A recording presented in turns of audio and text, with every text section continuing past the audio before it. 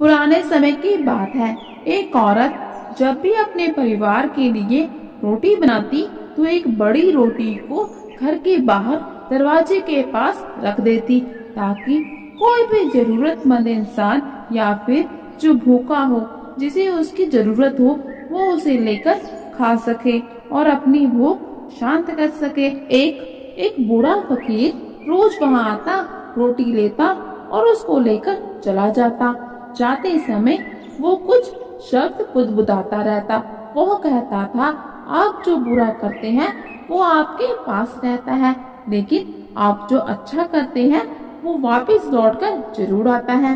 ये सिलसिला काफी देर तक यूं ही चलता रहता है। वो औरत रोज रोटी बनाती, दरवाजे पे रख देती। बूढ़ा फकीर आता, रोटी उठाता और वहाँ से वही शब्द कि जो आप बुरा करते हैं वो आपके पास रहता है, जो आप अच्छा करते हैं वो वापिस लौटकर जरूर आता है, कहते हुए वहाँ से चला जाता।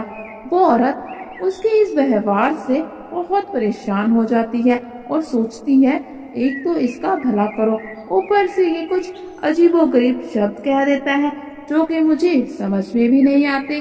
तो फिर वो उस फकीर से छुटकारा पाने के बारे में सोचने लगती है और उस दिन वो जब अपने परिवार वालों के लिए रोटी बनाती है तो उसके बाद एक और रोटी बनाती है जिसमें कि वो जहर डाल देती है और उसको दरवाजे के पास रखने के लिए जाने लगती है।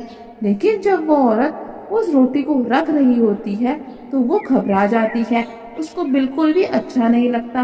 वो वापिस आती है, उस रोटी को चूल्हे में डाल देती है और जला देती है और फिर से एक और रोटी बनाती है जिसको दरवाजे में रख देती है।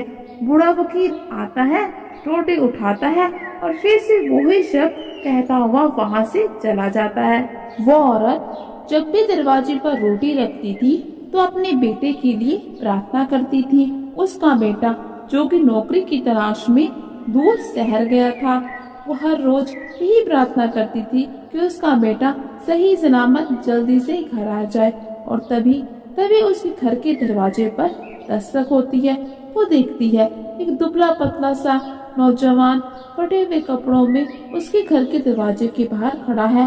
तो ध्यान से देखने पे पाती है कि ये तो उसका बेटा है और उसका बेटा उसे अंदर आकर कहता है कि माँ, मैं जो आपके सामने जिंदा खड़ा हूँ वो उस फकीर की मेहरबानी है।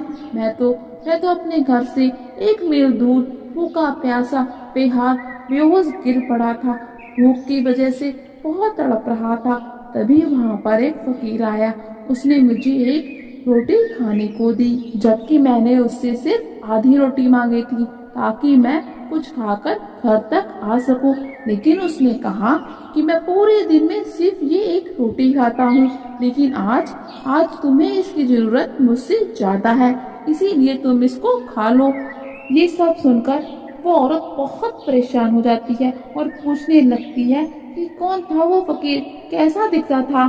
तो फिर बेटा कहता है, ये तो मुझे अच्छे से याद नहीं, लेकिन हाँ वो कुछ शब्द बुदबुदा रहा था कि आप जो बुरा करते हैं वो आपके पास रहता है, लेकिन आप जो अच्छा करते हैं वो आपके पास वापस लौट कर जरूर आता है।